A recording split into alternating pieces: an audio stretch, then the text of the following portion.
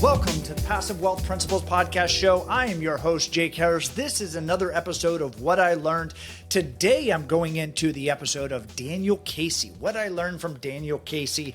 I got a chance to interview him this summer, a few months ago, or a couple months ago. I don't know the exact date in which I interviewed him, and now the delay of when I'm doing this What I Learned. But Daniel has a very fascinating and interesting story that I love the opportunity that I got a chance to interview him. So Daniel grew up in Southern California and then went to UCLA. He got a degree in mathematics and accounting. He actually hacked a little bit UCLA, and he wanted to be in business. He wanted to understand and get a degree in the shortest and fastest way possible. But when he looked at it, is they didn't offer the business degree that he wanted. There was either an accounting background or an economics. And he found out that the accounting background was the fastest one to get him out of college. And so he decided to get into kind of some applied sciences and applied mathematics. He's had a similar experience that maybe some other people that I've had and interviewed on the show had, is that, like, you think you're good at math until you get around other people that are kind of next level and mathematical. And I think he said one of his professors was like 17 or 18 that had graduated with like a PhD at 13. So when you see that, and you see that up close and in person, it is shocking to see how, Rain Man genius type people are. So he went into getting into KPMG, so a big accounting firm, and he quickly realized that that is not what he wanted to do. And so he did this, and this is where I find it super, super interesting, is he got into construction right after he got out of accounting. And the construction that he got into was bridge construction and seismic retrofit and upgrades of bridges in the Pacific Northwest. To me, that struck me as really atypical, out of the norm. And the reason being is, like most people, and at least my background is, I started in construction. You start fixing up like a kitchen or a bathroom, or doing some deck project because you don't want to be that risky, and so you start small. And structural and seismic upgrades of bridges is not where I would think that you would start in construction. And so the fact that Daniel just jumped into that category of construction out of the gate, I think a little bit lends him a lens into the insight of what type of person he is. So the interesting thing about that is he said it was public works projects. And when these public work projects it's just basically who is the lowest bid. The lowest bid is the only one that ultimately gets the project. So he's like, well, we didn't have a lot of experience. We had the background and the engineers that would say, hey, you can do X, Y, and Z and weld this here and use this structural steel. And so he's like, we just happened to be the lowest bid. As a small team and organization, we were very profitable in doing that for many, many years. That grew his organization until really the subprime meltdown, and when every contractor was now competing on public works projects because there was no other work in 2008 and 2009 and beyond.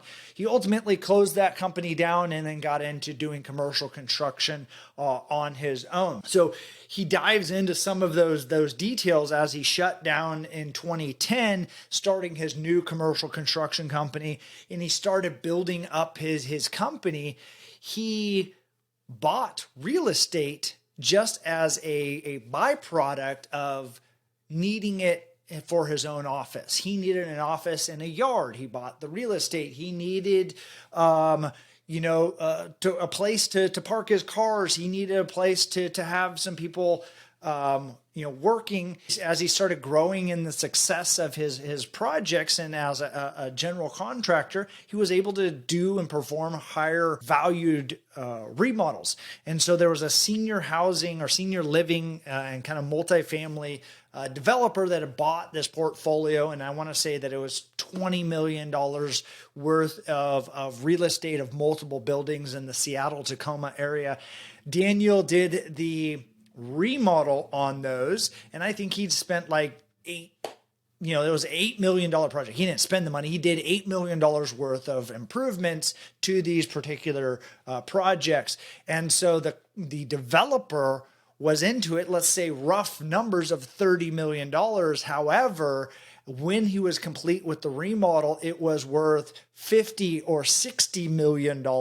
So they were able to double the value of this asset just by doing this remodel. And so that kind of a light bulb moment, he was like, oh my gosh, I should be doing more of these projects. I should be sitting in the other seat, and I should be the one that owns the real estate and is driving value. So he started adding additional projects on his own where he was the value add contractor, but also owned the real estate, because when he sat down at it as a contractor, he realized that he was only as good as his last project. He had to get back on his own hamster wheel and get back in performing to the next project, to the next project, to the next project. When he looked at his own net worth, he realized the real estate that he had purchased and was operating out of was really what had moved the needle on his net worth in that same time period. So now he's invested into multifamily projects. He's got a small hotel. He's got an office building. He's got another 130 apartment complex that when we recorded the episode was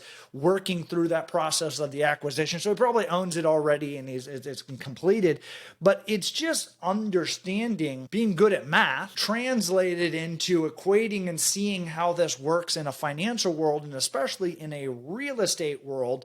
And so he was able to dive in and dissect some of these deals and then understand that he was sitting on the wrong seat of the bus. So now he's grown his commercial construction company where he's not taking on any third-party work. He is his own client. As his own client, he's buying these assets, doing these heavy value add, remodels to them. And when they're worth half, or he's adding and doubling the value of these assets by improving them, he then manages them. He does the design aspects, and then it also creates a complementary opportunity because he is working as the owner as well as the contractor. Is as the unexpected idea or the cost of some of these projects get out of whack, they can adjust it into other areas later, and it allows them to move much more efficiently in their investment criteria. The other thing that I found really unique was he's diving into and buying these, call them Class B apartments and garden style apartments in, call it Class A locations, even though these locations are these, walk-ups and two-story, apartments, and the other ones being constructed around him, Class A or luxury, are 5-story and have an elevator and structured parking. What those garden style apartments have the ability to offer is unbelievable amenities.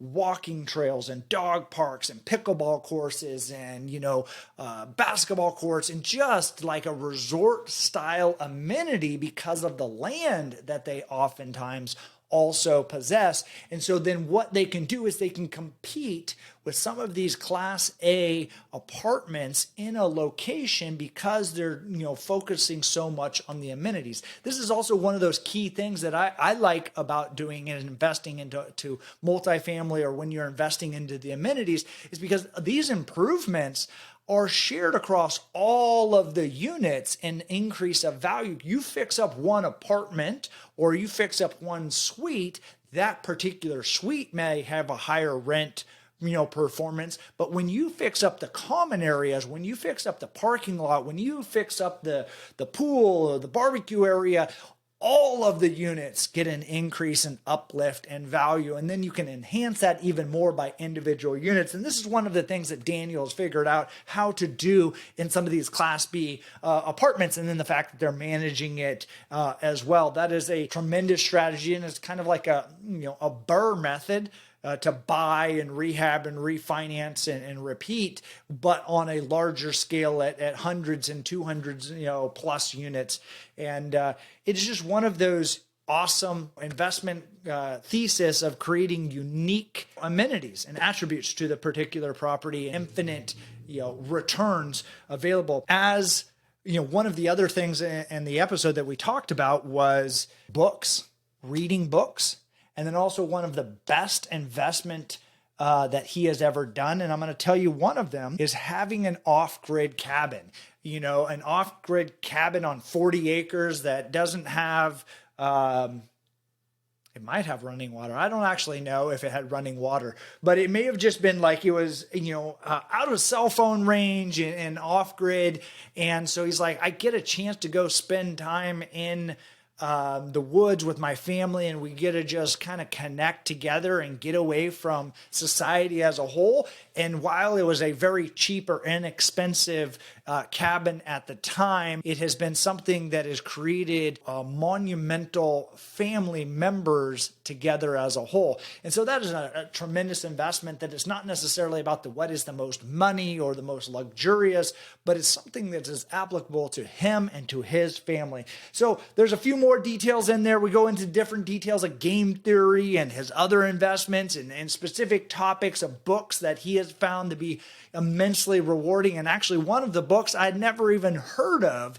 And I was like, wow, I need to buy that. I actually just bought that the other day. It's on the queue, and I plan on, putting that into my routine and my discovery process. And that's what I love about these episodes, is that I learn so much information from these uber successful people and how they continue to crush it in life. And they've done things that allow me to shortcut to success. And that's what I look for and to give to value out to other people, is to shortcut your success, to shortcut figure out these things that people have already done, these successful, these rich and these wealthy investors. What are they doing? How can you take advantage of some of their trials and tribulations and years of experience and decades of experience, and then take that and create it a shortened, condensed version?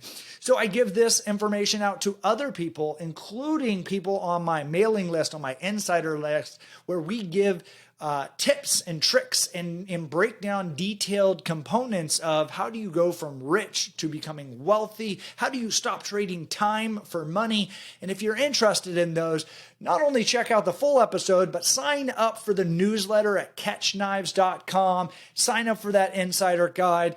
This has been another amazing and fantastic, enjoyable episode of what I learned with my friend Daniel Casey. So go listen to the full episode. If this short, condensed version was of value to you and you want to dive deeper and dissect and understand the nuance of the detail that Daniel shares on the episode, for me, this has been a fun and fantastic episode. Enjoy it and look forward to connecting again next time.